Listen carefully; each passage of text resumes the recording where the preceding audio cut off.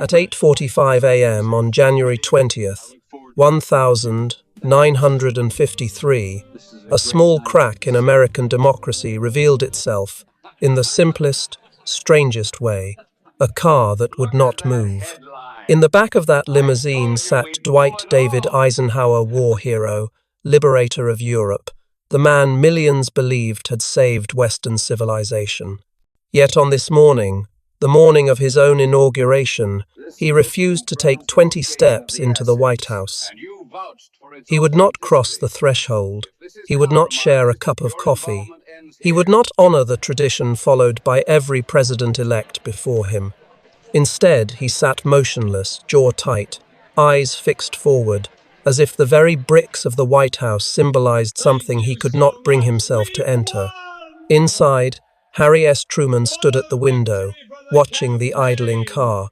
Truman, who had carried the burdens of the presidency through war, Reconstruction, and the terrifying dawn of the nuclear age, waited for the man who would replace him. But Eisenhower did not come. It was not a misunderstanding. It was not confusion. It was a deliberate refusal, and Truman knew it the moment he saw the stillness of that limousine. Eisenhower had commanded millions of soldiers across continents. He had stood at the center of the greatest military coalition in history. Kings, presidents, and prime ministers had sought his counsel. But now, on the day he was to become President of the United States, he sat rigid and unmoving, sending a message sharper than any speech: "You come to me." Witnesses felt the tension instantly. Reporters sensed it. The White House staff sensed it. CBS correspondent Eric Severeid later captured the moment with 3 unforgettable words. It was shocking. A.B. West, the longtime White House usher, saw it too. He remembered thinking only one thing: he was glad he wasn't in that car. The relationship between the two men had not always carried this bitterness. Truman had once admired Eisenhower almost without limit. He had called him the greatest military mind of the age, the steady hand who helped bring down Nazi Germany, the leader capable of organizing and commanding the mightiest force the world had ever seen. Eisenhower, for his part, had written to Truman with genuine respect, gratitude, and warmth. They had worked side by side through the turbulent years after World War II, rebuilding alliances, strengthening the military, shaping a world still trembling from catastrophe. But something changed, not in an instant, not in a single betrayal, but slowly through decisions, political wins, and choices both men made believing they were right. Admiration became tension. Tension became mistrust. And mistrust hardened into something close to hatred. This cold January morning was the first time the nation could see it, a fracture between two men who had once needed each other, a bitterness powerful enough to overshadow the very ceremony that symbolized continuity of power. Truman had offered Eisenhower nearly everything at one point, even the presidency itself on the Democratic ticket. Eisenhower had refused, claiming he was a soldier, not a politician. Yet in 1952 he entered politics anyway, as a Republican, running against Truman's record, Truman's party, and much of what Truman believed he had built. And now, the consequences of all those wounds sat frozen in a black limousine. A moment past a long, painful stretch in which it seemed neither man would bend. For the first time in American history, the peaceful handover of power risked stalling not because of crisis or violence, but because two men could not bring themselves to meet halfway. But Truman was still the president. And presidents do not run from dignity. He straightened his coat. He walked through the north portico alone. He stepped outside into the cold, grey light and approached the waiting car. Eisenhower did not get out. Truman opened the door himself, climbed inside, and sat next to the man who had refused to greet him. They did not look at each other. They did not speak. The door closed, and the car finally began to roll toward the Capitol. Two men, two visions of leadership, and 10 years of unspoken hurt shared the same narrow space in absolute silence. That was how the day began, the day everything was supposed to symbolize unity, grace, and the strength of American democracy. Instead, it began with distance, with pride, with a gesture so small yet so heavy it would echo through history. A president-elect who would not walk 20 feet, and a sitting president who walked anyway. Long before the cold silence of Inauguration Day 1953, long before two men sat stiffly beside each other in a car neither wanted to enter, there had been something very different between Harry Truman and Dwight Eisenhower. Something almost like admiration, almost like trust. It began in 1945, when Truman was newly thrust into the presidency with a weight he had never asked for. In those months after Roosevelt's death, Truman inherited not just a nation at war, but a world in pieces. He carried the responsibilities of atomic weapons he had only just heard of, relationships with Allied leaders he hardly knew, and the staggering task of ending a global conflict without letting civilization collapse. And standing before him was a general who seemed to embody everything Truman believed America needed at that moment: calm judgment, moral strength, and a command presence earned not in speeches but in the brutal clarity of war. That general was Dwight David Eisenhower. Truman saw promise in him instantly. On a drive through the ruins of Berlin in July 1945, with smoke and broken stone still marking the wounds of a devastated continent, Truman looked at Eisenhower and spoke words he had never offered any other American before or after. "There is nothing you may want that I won't try to help you get." And he meant it. All of it.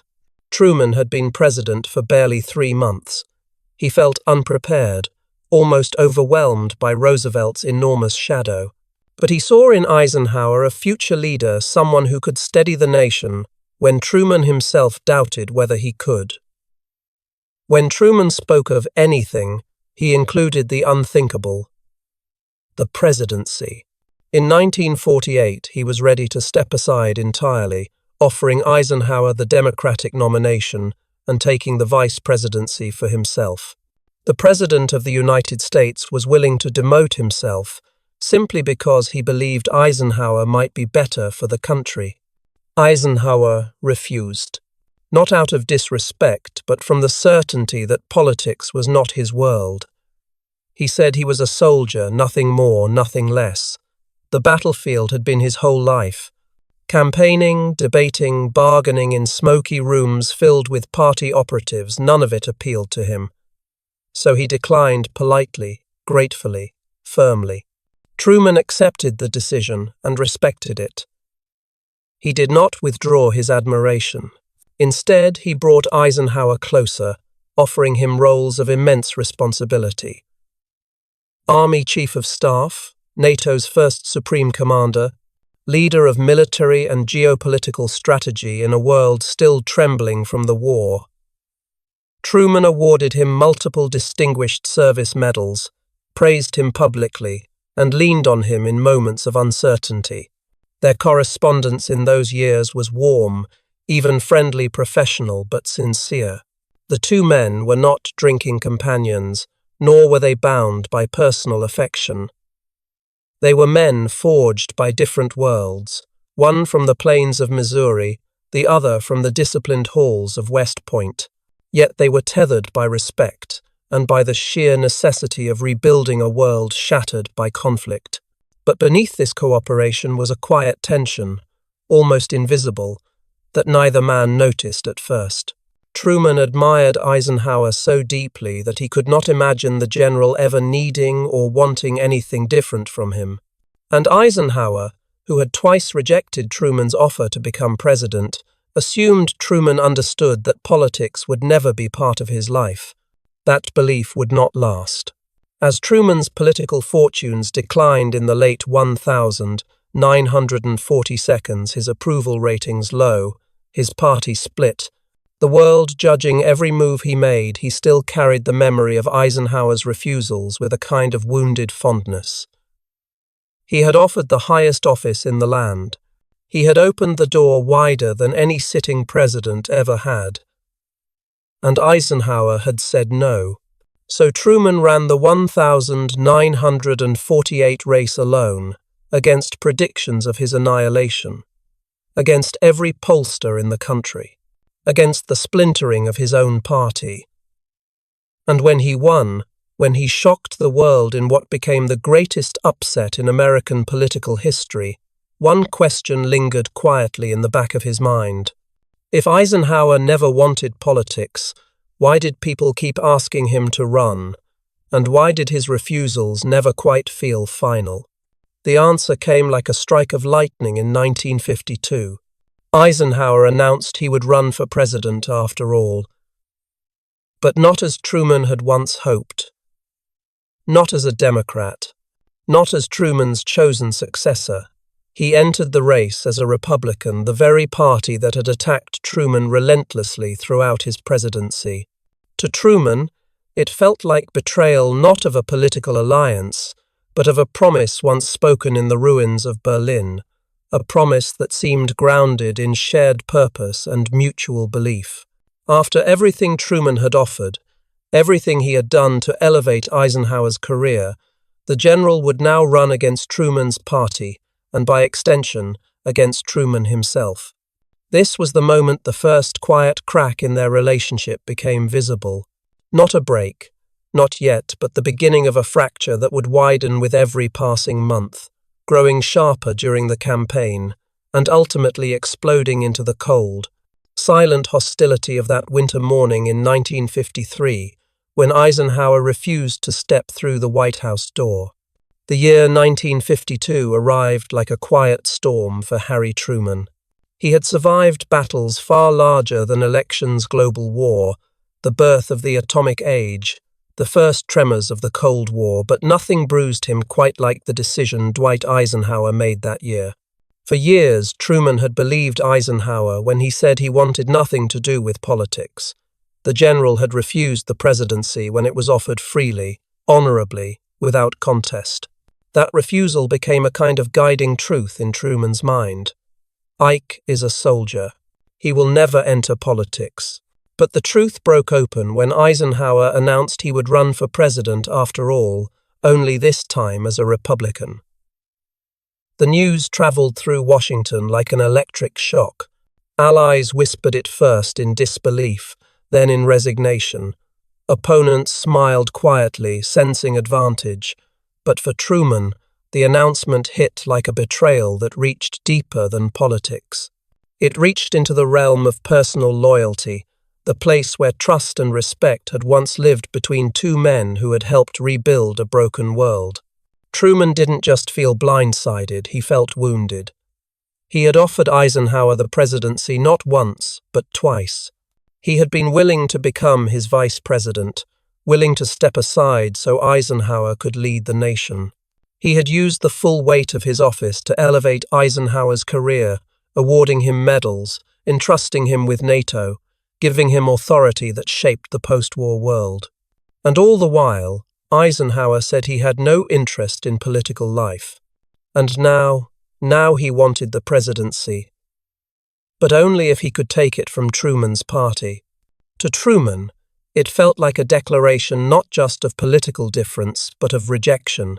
Not only of the Democratic Party, but of everything Truman believed he had built. The Marshall Plan, the integration of the armed forces, the fragile alliances of the Cold War, the sacrifices of Korea. Eisenhower's campaign would inevitably attack all of it, because that is what campaigns do, they tear down what the other man built. Still, Eisenhower's entry into politics was not the wound that truly divided them. Truman was bruised, yes, but he was a realist. Men changed their minds. Politics has its own gravity. He could accept ideological disagreement.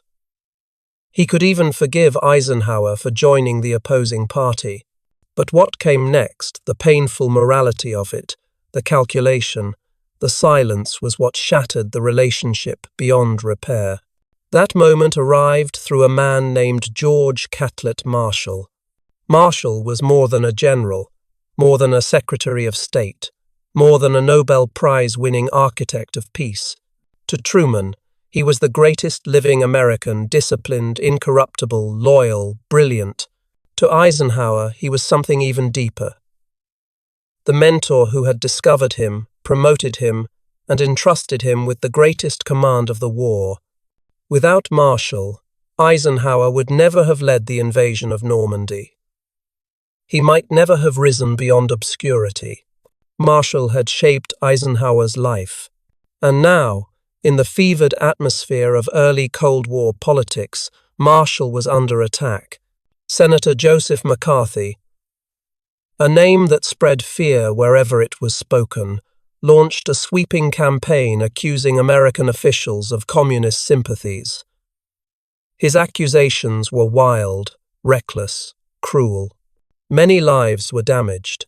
But when he attacked Marshall, he crossed a line that should never have been approached.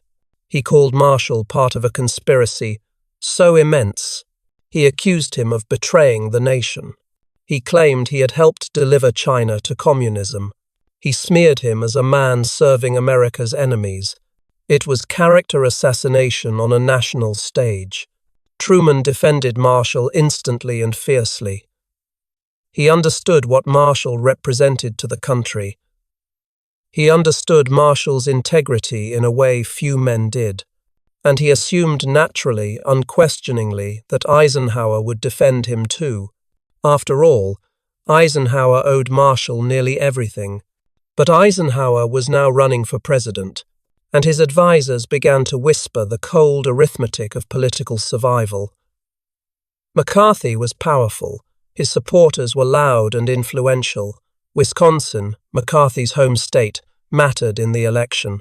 A confrontation with McCarthy might jeopardize votes. So Eisenhower made a choice that would leave a scar on both his own conscience and on his relationship with Truman. He stayed silent. When the moment came when Eisenhower stood on stage beside McCarthy in Milwaukee, when cameras flashed and crowds cheered, Eisenhower praised McCarthy's anti-communist efforts and said nothing, absolutely nothing, about George Marshall. He had planned to defend him. He had prepared the words. Reporters had copies of the original draft, but in the end he removed Marshall's name. And in that subtraction, Truman saw something he could never forgive. For him, it was not a political calculation. It was a moral failure, a failure of loyalty, a failure of character. He believed Eisenhower had abandoned a man who had given him everything. And if a man could do that, Truman wondered what else might he abandon when pressure mounted. After that day, the break between the two men was no longer subtle or hidden. It was open, raw, and irreversible. The 1952 campaign only deepened it. Eisenhower criticized Truman's administration. Republican surrogates attacked his record. Truman called Eisenhower a coward for refusing to defend Marshall. Eisenhower bristled at the accusation. What had begun as disappointment hardened into resentment. What had been hurt transformed into anger. By the time the election ended and Eisenhower won by a landslide, the two men could barely speak to each other. By the time of inauguration, they could not even share a doorway. And by the time Truman walked out to that waiting car in January 1953, their relationship had collapsed under the weight of choices made not on battlefields, but in the far more treacherous world of politics and pride. Before the bitterness of campaigns, before the cold ride to the Capitol, before Truman and Eisenhower stood on opposite sides of a political war, there was one man whose shadow stretched over both of their lives. George Catlett Marshall. He had been the architect of victory in World War II, the steady hand behind the Allied armies, the mind that built the structure on which Eisenhower's greatness stood. And he had been Truman's anchor, his most trusted advisor, the man he once called the greatest living American. Marshall had no thirst for glory. He had no hunger for power. Where others postured, Marshall worked. Where others chased applause, he pushed it away. He built armies, not careers. He crafted strategy, not speeches. He had shaped the world quietly, relentlessly, with a kind of moral gravity impossible to manufacture. He was, in every sense of the word, a statesman. So when Senator Joseph McCarthy began targeting him, the attacks felt not just unfair, but obscene. McCarthy had risen on a wave of fear. Fear of Soviet power, fear of espionage, fear of the unseen enemy. He wielded accusation like a weapon, with no hesitation and no regard for truth. He destroyed reputations the way a storm destroys rooftops, quickly, loudly, leaving wreckage in his wake. And when he turned his fury on Marshall, the nation watched, stunned. 60,000 words. That was the length of McCarthy's assault on the Senate floor. In those pages, he claimed Marshall had conspired to lose China to communism, that he undermined American foreign policy, that he advanced the interests of the Soviet Union. He wrapped lies in the language of patriotism and flung them at a man who had spent his entire life defending the country McCarthy claimed to protect. Senator William Jenner went even further, calling Marshall a living lie, accusing him of joining a criminal crowd of traitors. It was madness, cruel, vicious, reckless, and everyone who truly knew George Marshall understood it. Truman was furious. He knew Marshall's contribution was immeasurable, military, diplomatic, historical. He had rebuilt Europe with the Marshall Plan. He had held the line during the early Cold War as Secretary of State. He had returned to service again as Secretary of Defense during the Korean War. He was the embodiment of selfless public service. And Eisenhower, of all people, knew this better than anyone. Without Marshall, Eisenhower would never have led the Allied invasion of Europe. He would never have risen through the ranks of the army with such speed. Marshall had chosen him, believed in him, elevated him. Marshall had sacrificed the chance to command D-Day himself so Eisenhower could take that role. To Truman, defending Marshall was not just a political duty, it was a moral one, a question of character, a test of loyalty. And he believed that no man in America owed Marshall more loyalty than Dwight Eisenhower. So when the presidential campaign of 1952 approached Milwaukee, McCarthy's home turf, Truman waited to see what Eisenhower would do. It would be Eisenhower's moment to stand tall, to show the nation the depth of his gratitude, to silence the lies with a soldier's dignity. Eisenhower's staff prepared the words, a paragraph honoring Marshall, a clear message of loyalty. The press received advance copies. Everyone expected a historic moment. The war hero defending the man who had shaped him. But politics is a dangerous wind. Republican strategists feared the backlash. They warned Eisenhower that criticizing McCarthy in Wisconsin could cost votes. They insisted that the election was too close. Wisconsin mattered. McCarthy's supporters mattered. Why risk everything for a paragraph that could be deleted? A few lines of truth, struck through with a pen, swallowed by political calculation. Eisenhower agreed. That night, under the bright lights of the Milwaukee arena, with 10,000 people cheering and McCarthy standing just a few feet away, Eisenhower delivered his speech. He praised vigilance against communism. He spoke of national security. But he said nothing at all of George Marshall, not a single word. And McCarthy, seizing the moment, grabbed Eisenhower's hand afterward and lifted it high like a victorious boxer. The cameras exploded with light. By the next morning, the photo was everywhere, Eisenhower shaking hands with the man who had called his mentor a traitor. The paragraph defending Marshall had been in the original text, so the press knew. They knew Eisenhower had planned to stand by Marshall. They knew he had removed the words, and they knew why. The backlash was ferocious. Journalists condemned the decision. Columnists called it cowardice. Even Republican voices expressed shame. Truman's reaction was immediate and devastating. He said Eisenhower had stooped so low he could hardly believe it. He accused him of betraying the very man who had made him great. He said Eisenhower lacked the courage to defend the truth. And from that moment forward, Truman's disappointment hardened into something deeper, a sense that the Eisenhower he once admired no longer existed. For Eisenhower, the pain was real too. He felt misunderstood, attacked unfairly. He insisted he still admired Marshall. He told himself he would defend Marshall later after the election. But in politics, timing matters. Silence speaks. And this silence scarred everything. It was in Milwaukee that their bond cracked open for the world to see. It was in Milwaukee that respect turned into resentment.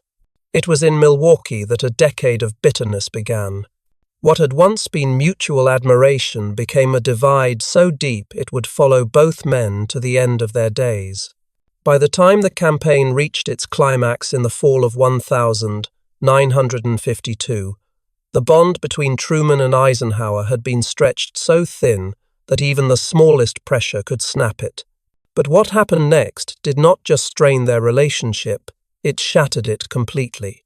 The Milwaukee speech had been a wound, but it was not yet a scar. There was still a world in which the damage could have been repaired. Eisenhower could have spoken up later. He could have defended George Marshall at another rally, in another city, on another night. He could have proven to Truman and to himself that political strategy had not fully silenced principle. But that moment never came. Instead, another scene unfolded, even more painful, even more revealing of the divide between loyalty and ambition. 2 weeks before Milwaukee, Eisenhower had stood on a stage in Indianapolis with Senator William Jenner, another Republican figure who lived in the shadow of McCarthy's fury. Jenner had gone even further than McCarthy in attacking Marshall. His words were not just sharp, they were venomous. He called Marshall a living lie, accused him of joining a criminal crowd of traitors, and suggested he had deliberately helped America's enemies. These accusations were public, widely reported, unmistakable. Eisenhower knew exactly what Jenner had said. Everyone did. Yet when the campaign reached Indiana, advisers once again pulled Eisenhower aside. Indiana mattered. Jena mattered. Unity mattered, at least unity within the Republican Party. And so Eisenhower walked onto that stage. He greeted Jenner. He smiled for the photographers. He raised his arm beside the senator who had slandered the man who had once shaped his entire military career. Eisenhower later confided that standing there made him feel dirty, but he did it anyway. He told himself that the greater good the presidency required sacrifice, even if the sacrifice was painful. To Truman, this was not sacrifice. This was abandonment. It wasn't just the silence that stung him. It was the pattern.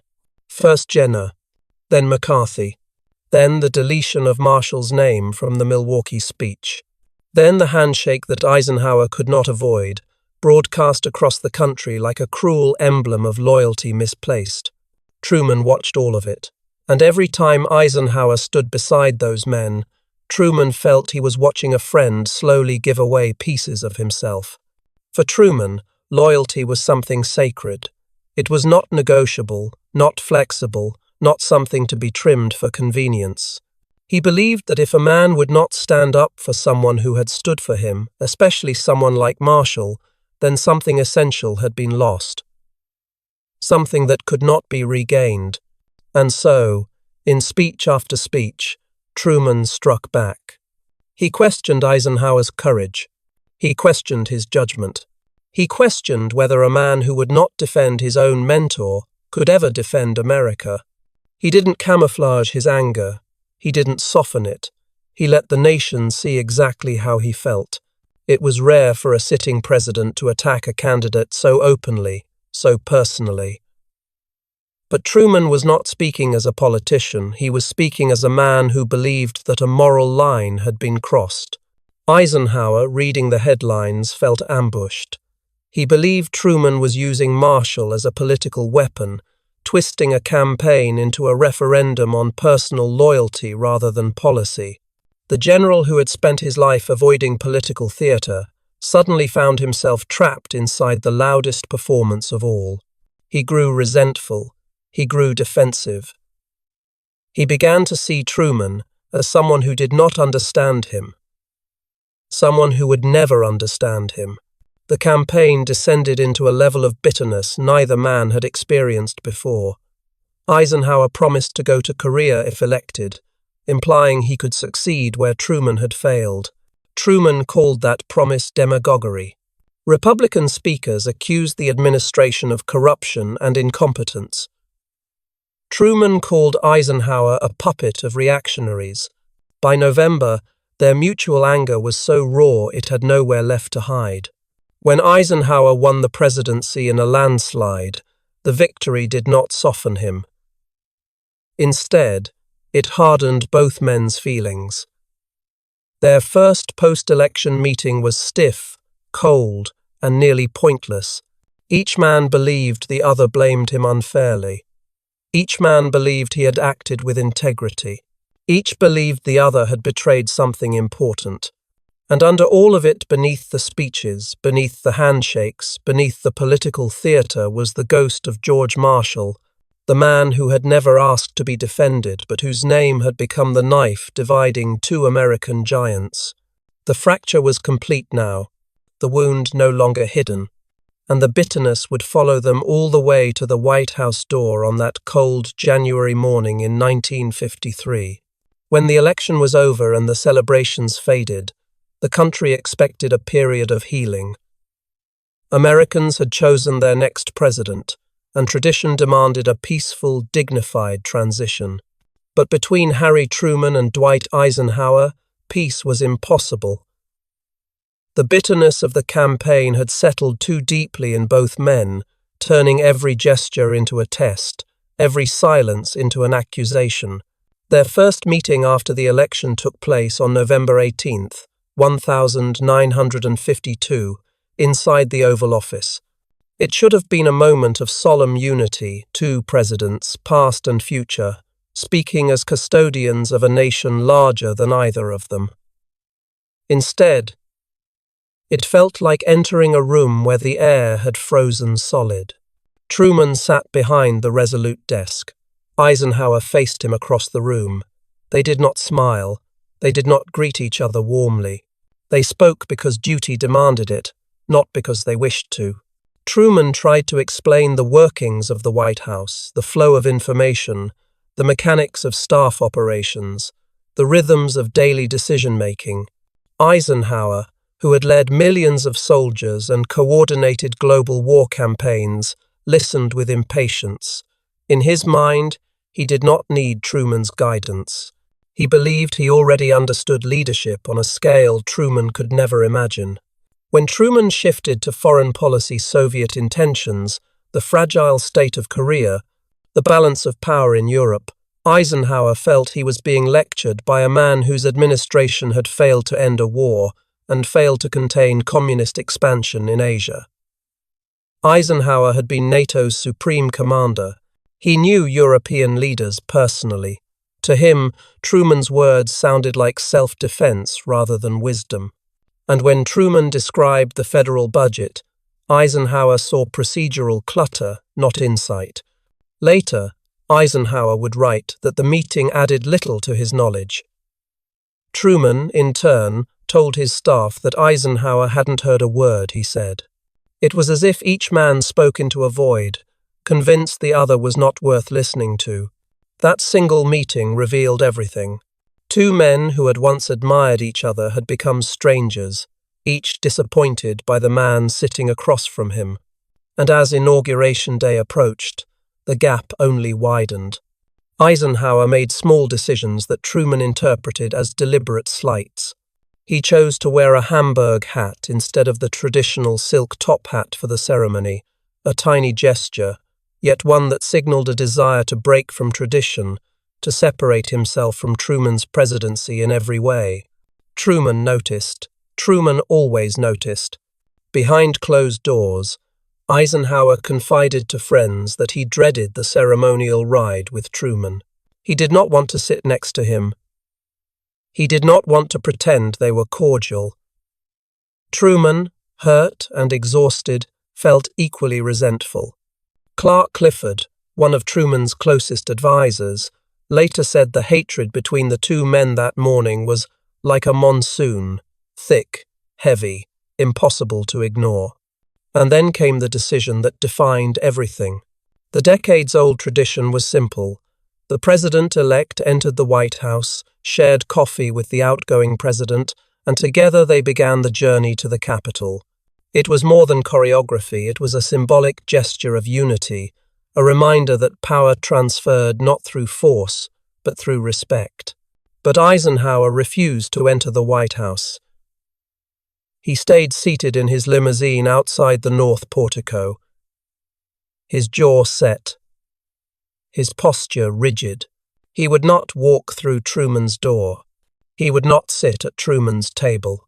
He would not pretend that the wounds of the campaign could be covered with ceremony. Mamie Eisenhower sat beside him, silent. She understood the weight of the moment. She understood what her husband was doing. She also knew it would not be forgotten. Inside, Truman watched the motionless car from a window. In that stillness, he saw the full measure of the break between them. For a moment, it seemed he might refuse to go out. It seemed the ceremony might collapse under the weight of pride and injury. But Truman was still the president, and presidents do not let their personal wounds break the traditions of the nation. So he straightened his coat, stepped through the north portico, and walked into the cold morning air. The cameras clicked as he opened the limousine door himself and climbed in beside Eisenhower. Two men, inches apart, stared straight ahead, locked in a silence heavier than any argument. They did not speak. They did not even exchange glances. The only sounds were the engine's soft hum and the distant cheers of crowds who had no idea how bitter the atmosphere in the car truly was. Mamie Eisenhower tried to break the tension with small talk.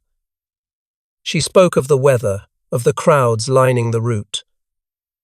But the two men remained like stone, two statues trapped by history, pride, and memory. And somewhere beneath all of that bitterness, something else trembled quietly, the sense that something precious had been lost. Not a friendship, they had never quite been friends, but a shared respect that once held weight. Now, it was gone, and the car rolled slowly toward the Capitol, carrying not just a president and a president-elect, but a decade of disappointment neither man could forgive. When the inauguration ended and the crowds drifted home, the bitterness between Truman and Eisenhower did not fade, it calcified. What had begun as political tension had become something harder, colder, and more personal than either man had expected. For the next decade, the two former allies moved through American history like distant planets on unchanging orbits, occasionally visible to one another, but never truly touching. Eisenhower entered the White House with confidence, purpose, and a vision for the country that felt rooted in his military discipline. Truman returned to Independence, Missouri, relieved to be free of the burdens of power but still smarting from the sting of the transition. The two men drifted into silence almost immediately. In 8 years of Eisenhower's presidency, Truman never visited the White House, not once. Eisenhower sent a few formal invitations, gestures designed to suggest reconciliation, but Truman rejected them all. One invitation arrived too late, in his view. Another felt insincere.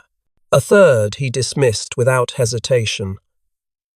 To Truman, the invitations were not olive branches, they were formalities, symbolic gestures without genuine warmth. And Truman had no interest in symbols that hid the truth. Eisenhower, for his part, felt Truman's refusals were petty and small. He believed Truman let old grudges govern his behavior. He believed the former president could not accept that Eisenhower had won. What Truman saw as loyalty, Eisenhower saw as stubbornness. What Truman interpreted as conscience, Eisenhower interpreted as vanity. And so, for years, the silence held. Publicly, they avoided mentioning each other. Privately, their feelings remained sharp. Truman admitted he could barely speak Eisenhower's name without cursing. Eisenhower, proud and wounded, kept Truman at a distance, refusing to reopen old wounds that still ached. The coldness between them was not loud, but it was absolute. The only force strong enough to bring them into the same room again was death. In October 1959, George Marshall passed away, the man who had given Eisenhower his career. The man Truman had trusted more than any living American, the man who had stood at the center of their greatest conflict. Marshall's funeral at Fort Myer brought both Truman and Eisenhower to the same pew. It was the first time they had sat beside each other since that frozen car ride in January 1953. They did not speak. They did not look at each other. They shared the same space only because they shared the same respect for the man they were mourning. When the service ended, they went their separate ways without a handshake, without a nod, without a word. It was a moment of silence inside a decade defined by silence. Other funerals followed: Chief Justice Fred Vinson, Speaker Sam Rayburn, Eleanor Roosevelt. Each time, their paths crossed briefly in rooms heavy with grief and ceremony. Each time, they behaved as men bound by duty, but divided by memory. They stood near each other, nodded politely, exchanged the bare minimum of acknowledgement. Their hostility softened into formality, but formality was still a long way from forgiveness. The years marched on, indifferent to pride or politics, until November 1963 forced the two men to confront something larger than either of them. President John F. Kennedy was assassinated in Dallas. The nation staggered under the weight of the loss. Former presidents gathered in Washington to say goodbye. And for the first time in 10 years, Truman and Eisenhower found themselves in the same car again, this time not for a ceremony of power, but for a funeral of tragedy. Something shifted during that ride. The shock of the moment softened old anger. Kennedy's death reminded them both of the fragility of leadership, of the loneliness of the Oval Office, of the burden they had once shared. They spoke quietly about the assassination, wondering aloud whether it had been a conspiracy or the act of a lone gunman. For the first time in a decade, they were not adversaries. They were two men who knew what it meant to hold the weight of a nation. After the burial at Arlington, Margaret Truman invited the Eisenhowers to join her father at Blair House. They accepted. Over sandwiches and coffee, something unexpected happened. The sharp edges between them softened. The hostility melted. They reminisced about old battles, old crises, old choices. They laughed gently at shared memories. They spoke with the ease of men who had once respected each other and had finally remembered why. A White House aide watching the scene would later say, "It was as if there had never been any differences between them. It was really wonderful." When it was time to leave, Truman and Margaret walked the Eisenhowers to their car. On the sidewalk, under the grey afternoon sky, Truman and Eisenhower paused. They shook hands longer than necessary, longer than expected, a handshake heavy with 10 years of unspoken regret. Margaret kissed Eisenhower on the cheek. Mamie kissed Truman. Something broken had quietly been mended. They would meet once more in 1966, at a luncheon in Kansas City. By then, the animosities were gone. They talked easily, laughed easily, remembered without bitterness. They were two old men who had lived long enough to forgive what youth had taken too seriously. It had taken a decade of silence, 3 funerals, and a national tragedy to bring them back together. But eventually, they found their way back not as friends, but as men who could finally see each other without the fog of pride and politics. Time had done what neither had been able to do alone. It allowed them to remember the respect that had once bound them and to let go of the anger that had kept them apart. In the final stretch of their lives, after the noise of politics had faded and the storms of ambition had passed, Harry Truman and Dwight Eisenhower became something unexpected, two old men who had finally learned how to look at each other without anger. But the road to that small reconciliation was long, and its shadow stretched all the way back to a single moment, the morning of January 20th, 1953, when Eisenhower sat in a silent limousine and refused to walk into the White House. That moment became legend. It lived in newspapers, memoirs, whispered stories, and political folklore. It followed both men long after the crowds of that inauguration had vanished. For a decade, it stood as the symbol of a wound that neither wanted to acknowledge. To outsiders, it seemed like a petty gesture, but gestures are rarely petty when history is watching. That refusal represented everything they had lost: respect, trust, and a friendship that never had the chance to fully grow. Eisenhower went on to govern with a steady, strategic hand. He ended the Korean War, built the interstate highway system, managed Cold War tensions with a general's discipline, and left behind a presidency marked by stability and restraint. But he never invited Truman to the White House in a way that felt real. And Truman never accepted the invitations he did send. Pride and injury held both men hostage. Truman returned to Independence, Missouri, where he walked the quiet streets each morning, waving to neighbors, slipping back into the life of an ordinary American. He built his library. He wrote his memoirs. He grew older in the house he loved. But whenever Eisenhower's name came up, the old hurt flickered behind his eyes. And yet, in moments of reflection, he still acknowledged Eisenhower's greatness. The human heart is complicated that way. Time, however, has a way of sanding down sharp edges. When Kennedy was assassinated in 1963, the shadow of grief forced open a door that politics had nailed shut. Truman and Eisenhower rode together again, not as rival presidents, not as wounded men, but as elders who understood the loneliness of the office the young president had just lost. In that shared car they spoke quietly, cautiously, but sincerely. And from that conversation, a fragile bridge began to form. Their lunch at Blair House that afternoon became the moment of healing history had waited for.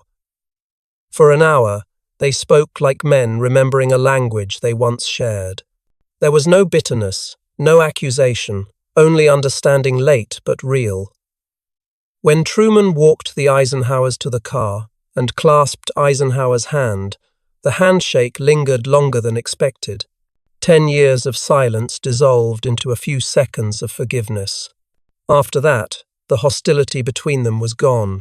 They would meet once more in 1966. Eisenhower's brother Milton watched them talk and said with quiet amazement that every trace of past animosity had vanished. They laughed. They reminisced. They sat with the comfort of two men who had survived history and finally outlived their grudges. But time was running out. Eisenhower died first, in 1969, at the age of 78. The nation mourned him as a hero, a general who brought victory to Europe, and a president who guided America with steady hands. Truman died 3 years later, in 1972, at 88 wise, weathered, stubborn, and beloved by the small town he returned to the moment he left Washington. And yet, long after both men were gone, the story of their broken friendship remained, not because it was petty, but because it was human. Their conflict was born from loyalty, pride, disappointment, betrayal, feelings any person can understand, magnified by the weight of history. Even giants are vulnerable to the same wounds that strike ordinary people. The image that endures is not the handshake at Blair House, though it was beautiful. It is the earlier image, the one etched forever into the country's memory. Eisenhower refusing to enter the White House. Truman walking out anyway. Two men, two visions, sitting inches apart and miles apart at the same time. That moment mattered not because it was dramatic, but because it revealed a truth about leadership.